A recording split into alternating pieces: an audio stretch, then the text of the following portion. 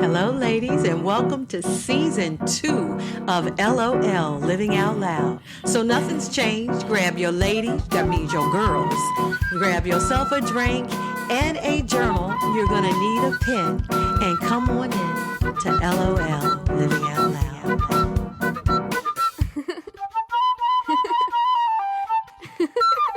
Hello, ladies, and welcome to LOL. Thank you for joining us this evening. Now, make sure you've got your girls. You need your journal.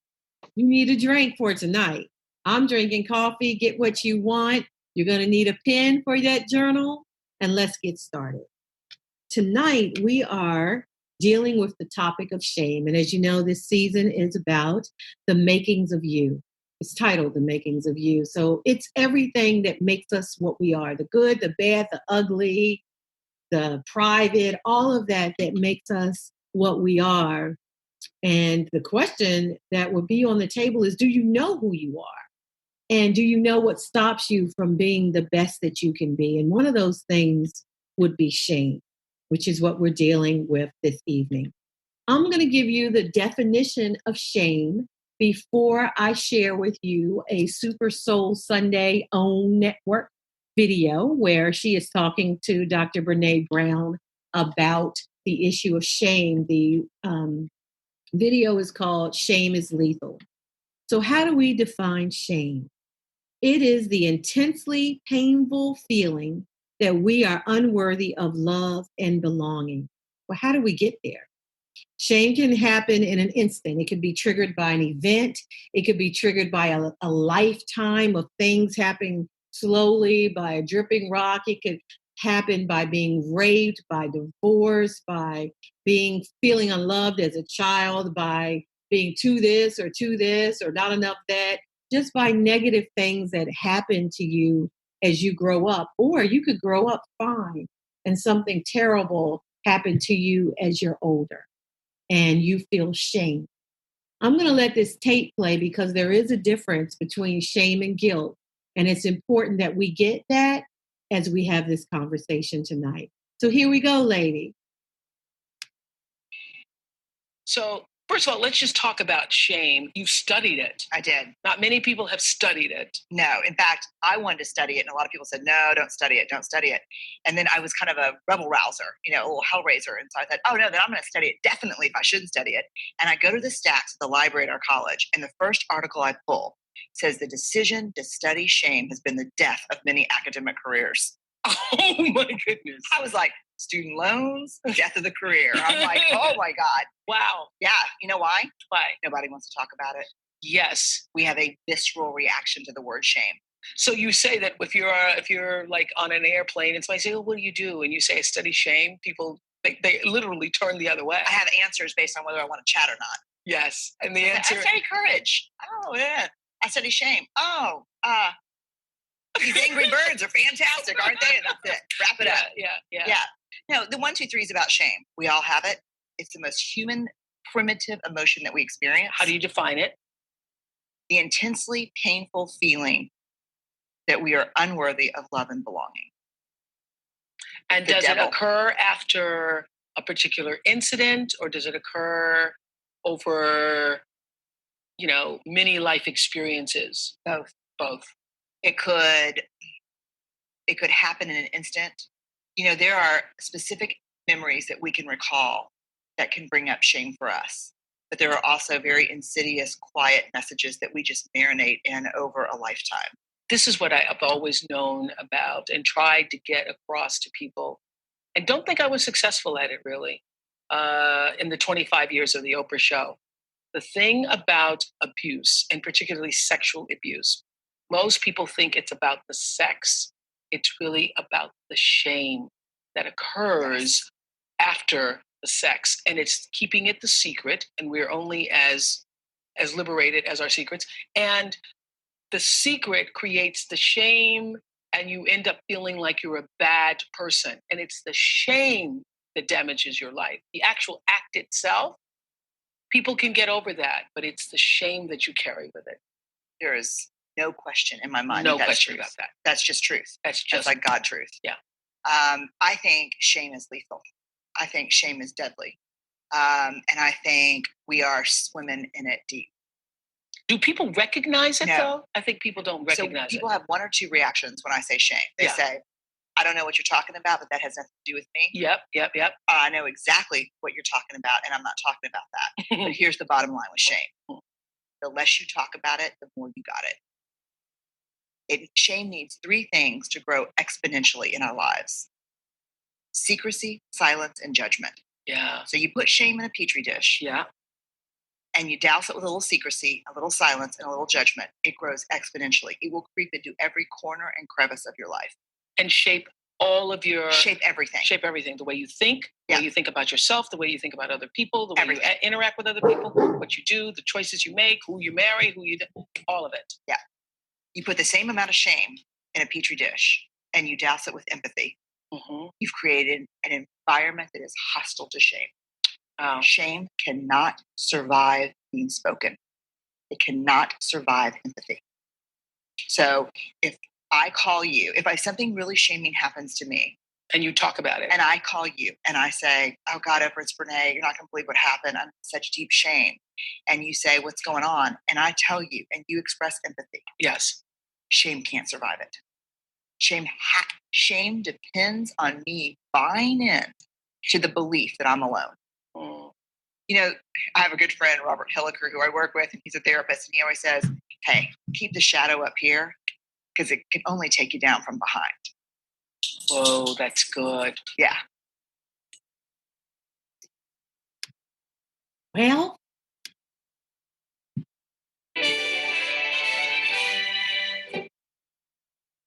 is it gone, y'all? Yes. Yes. Okay. So let's talk about it. I don't know where to start. I don't want to tell you guys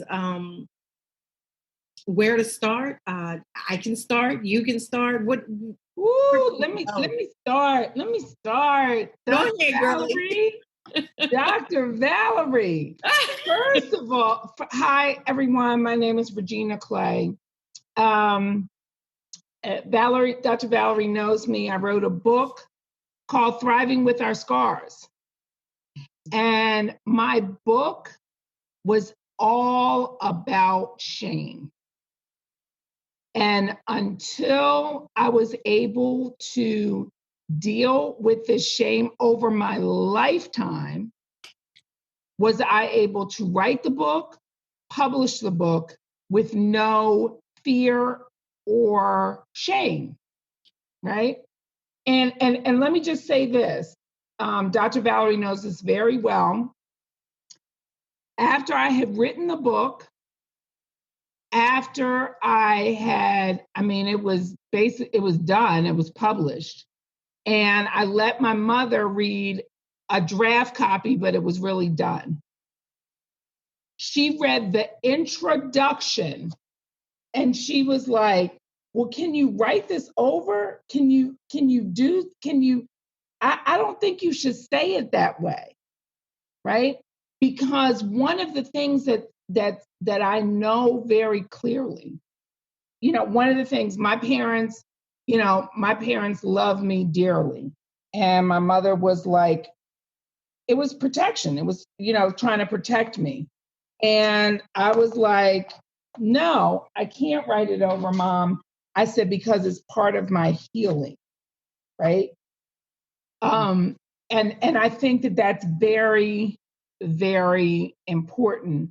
And I'll get into a little more about that when you hear, I'll just read a little introduction to my story when we get a chance. No, go ahead. Go. Okay. So listen to first, honey. Can you tell everybody the name of your book? It's called Thriving with Our Scars: 12 Steps Towards Complete Restoration. And let me say it to you this way. She walked into a room and all they did was stare. Some looked on in jealousy, some looked on in judgment, some looked on in admiration, some looked in anticipation.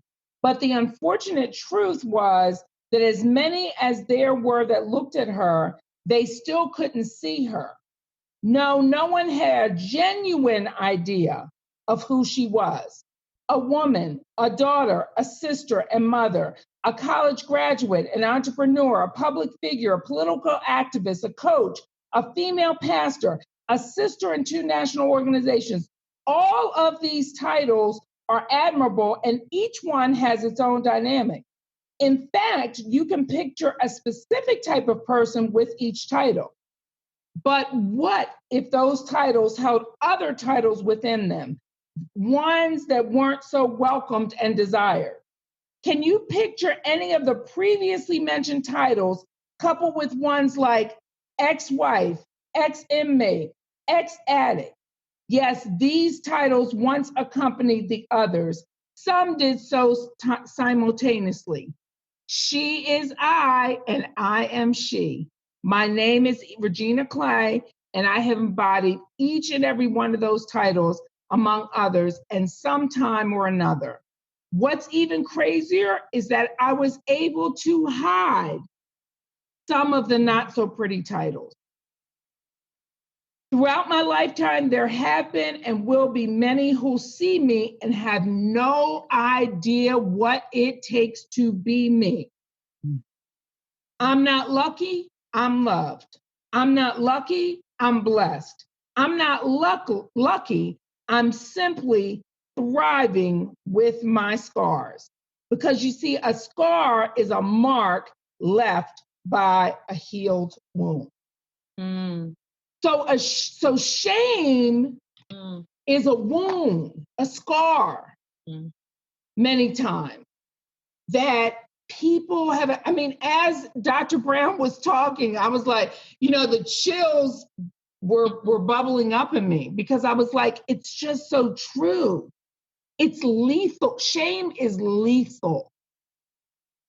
Shame will lead you down to those other titles that I talked about because they existed. So when because you're shameful of the abortion that you had in college, when you're supposed to be a superstar, college academic, but you get pregnant your first semester, that's shameful.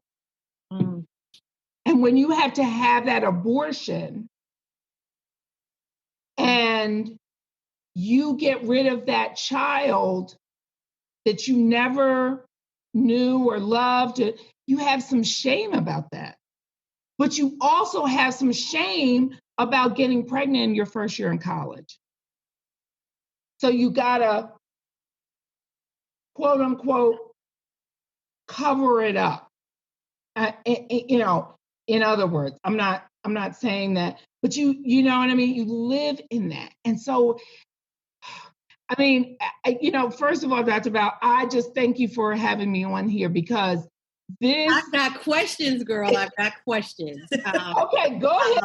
I'm going to let you do the intro there, just your background with what you did with shame, and then I've got questions. Okay. I'm gonna let Sam jump in and see if she has anything to say about the shame that she deals with or has dealt with before I ask you guys the same question. Okay. Mm-hmm.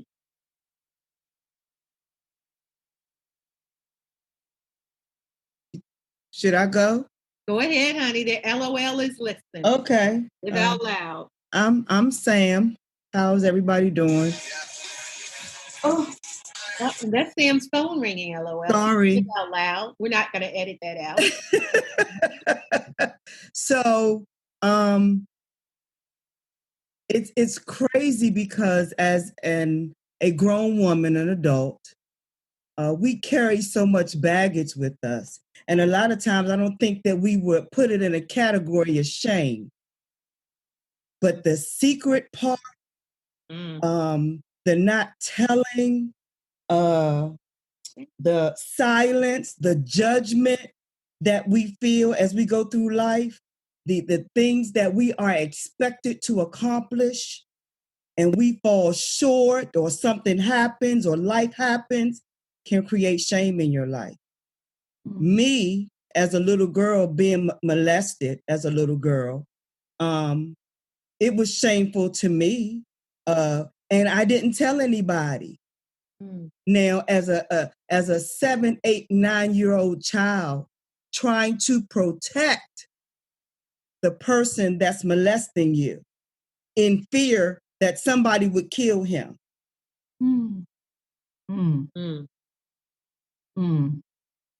Shame.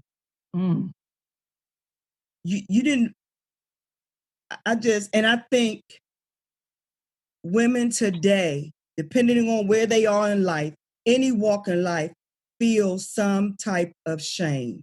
And the thing is, we still keep it silent.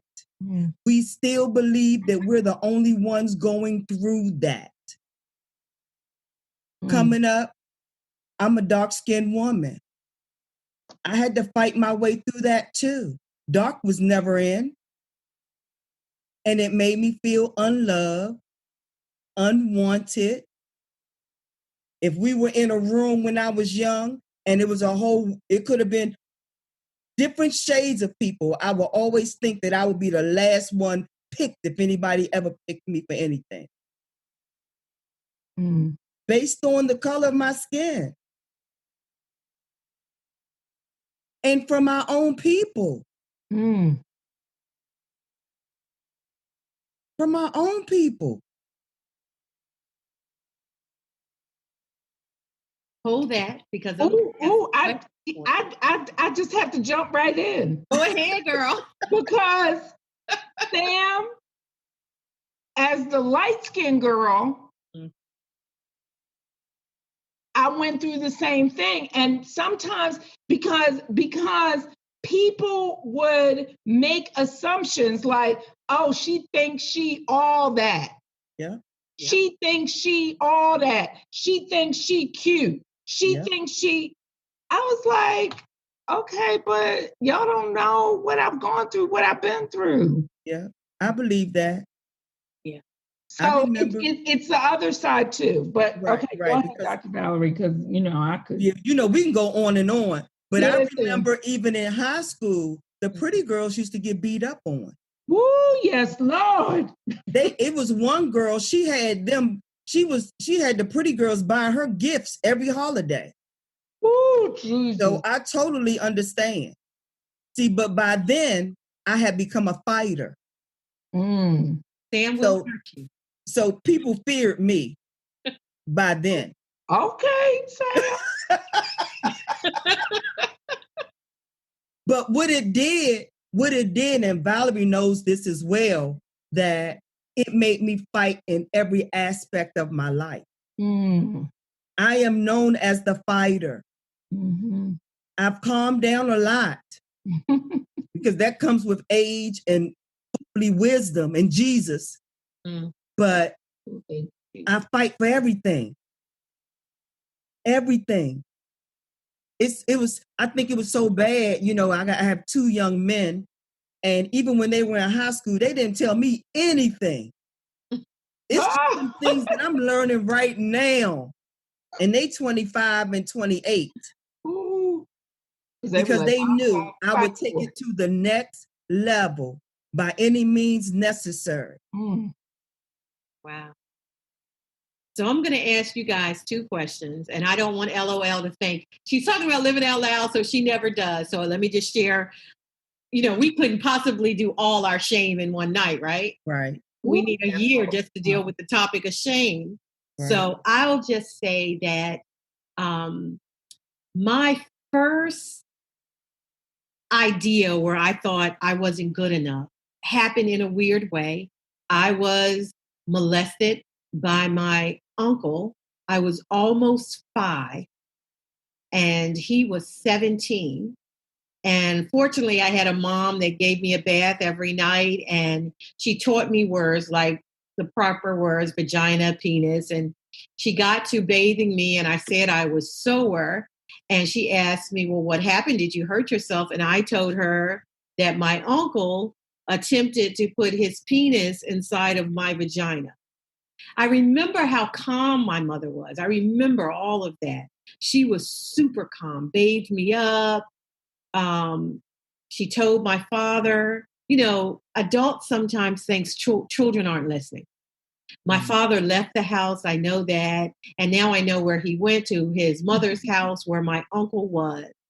And eventually my father came back home. I think after my mother had to get somebody to bail him out, where you know how that story would go.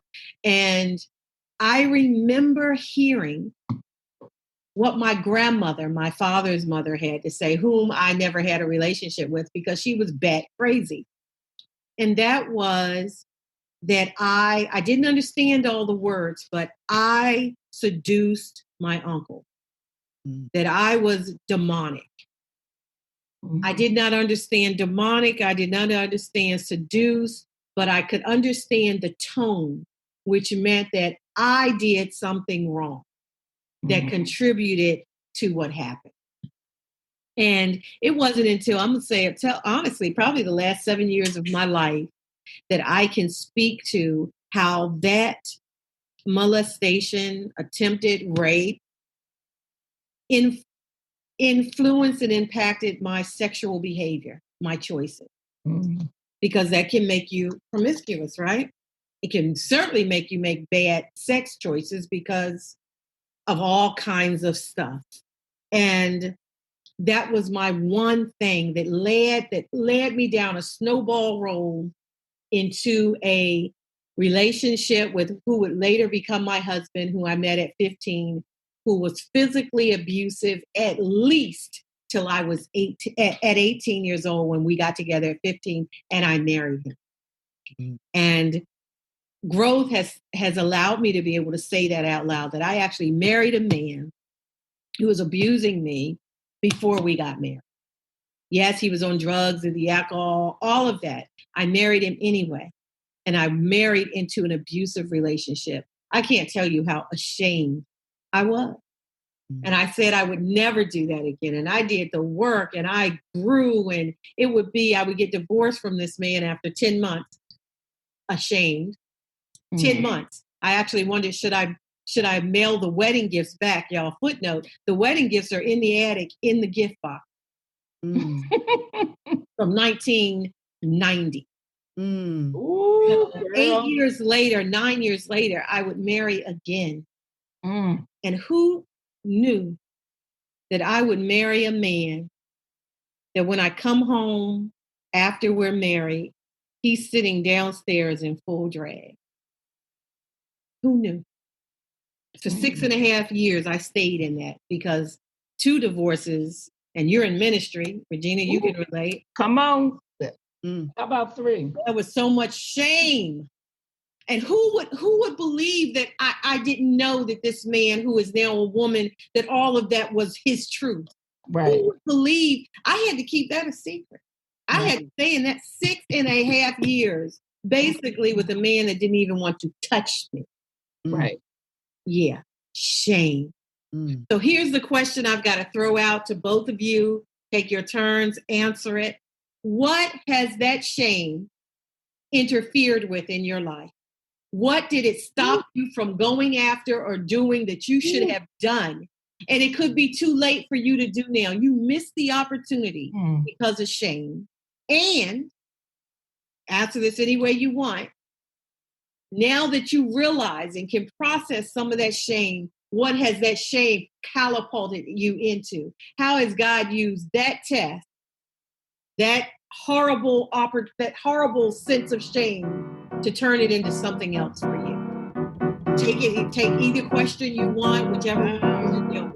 Hello, ladies, and welcome to season 2 of LOL, Living Out Loud. So nothing's changed. Grab your lady, that means your girls.